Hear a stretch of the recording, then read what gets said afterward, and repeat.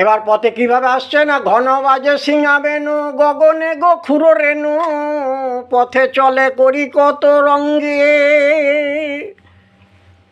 যতে কো রাখালে গণ আবায় আবা দিয়া ঘন, পথে চলে করি কত রঙ্গে।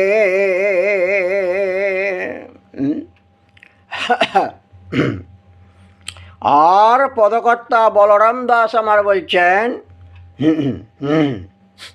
পথে চলে করি কত রঙ্গে, বলরাম দাস চলু সঙ্গে।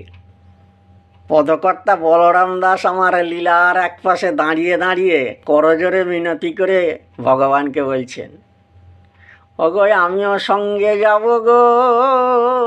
আহা, ওহে প্রাণ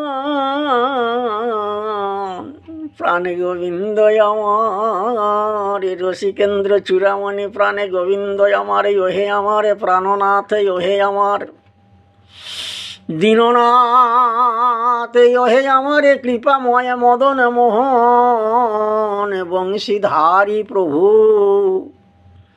বলি আমিও সঙ্গে যাব গো। আহা, পদকর্তা বলছেন, ঠাকুর তুমি কি আমায় সঙ্গে নেবে না ঠাকুর?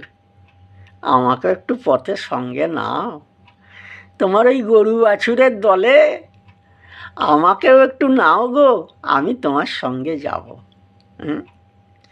ঘন বাজে সিঙা বেনু, গগনে গখুরো রেণু, গাভী বৎসগুলি যে যাচ্ছে তাদের ওই পায়ের খুর থেকে ব্রজের রাঙা ধুলাগুলো উঠছে, সেই রাঙা ধুলাগুলোতে রাখালগণের শরীর সব রাঙা হয়ে গেছে।